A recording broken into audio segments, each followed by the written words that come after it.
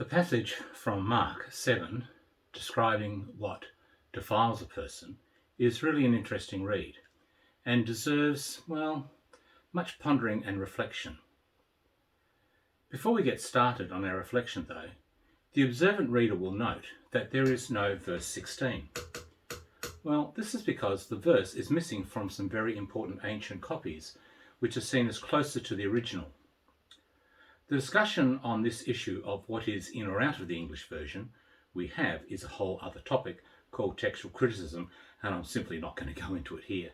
But I simply alert you all now, as I will jump from verse 15 to 17 in my reflection. And you'll wonder, many of you may wonder, well, where's verse 16? Well, it just doesn't appear in our English translation. For many of us today, we might be a little bit puzzled about what Jesus is on about. In his day, being obviously Jewish was very important, and it still is for many Jews today.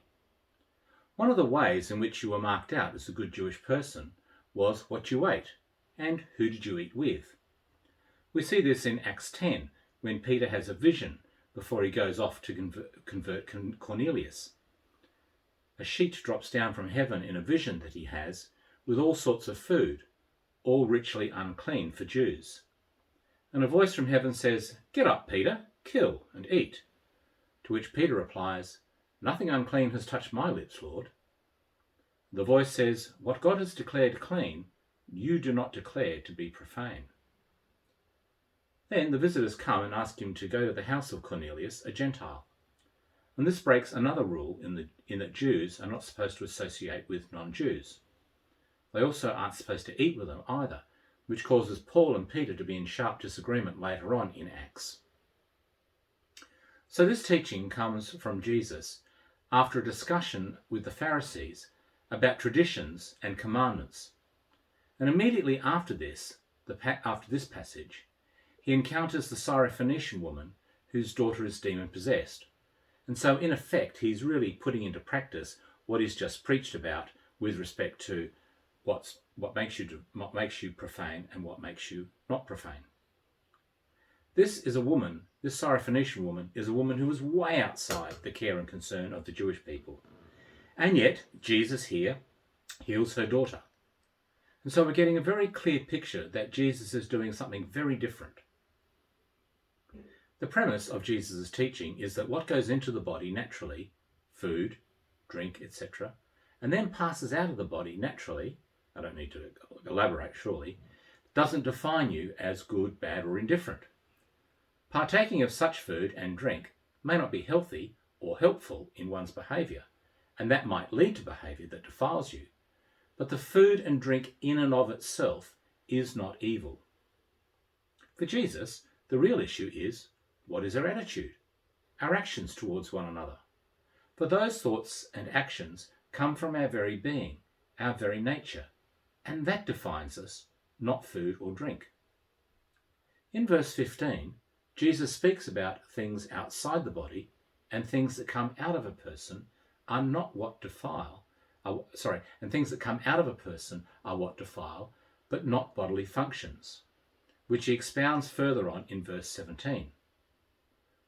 But what are the things, in inverted commas, that Jesus is talking about?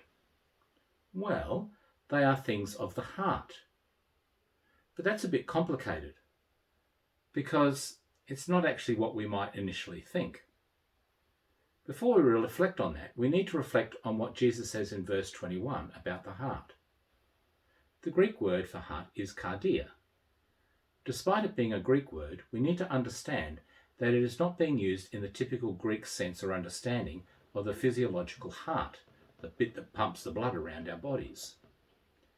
It is the Greek rendering of the Jewish understanding of the heart being the inner person, the seat of understanding of the person.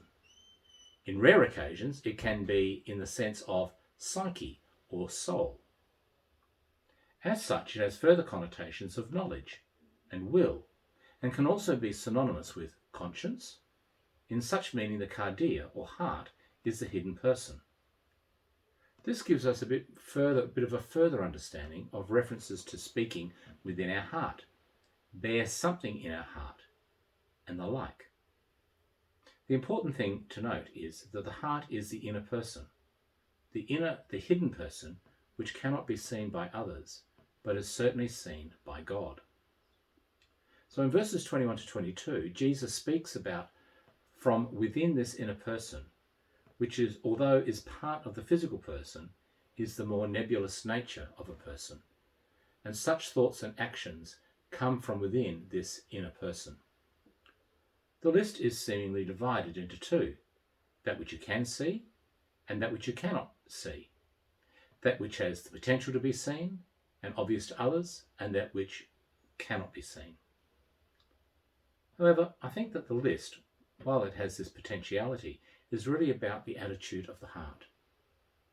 That which has the potential to be seen and be obvious in this list is porneia, which is translated as sexual immorality, marital unfaithfulness, adultery, sexual sin or any kind, that's the word.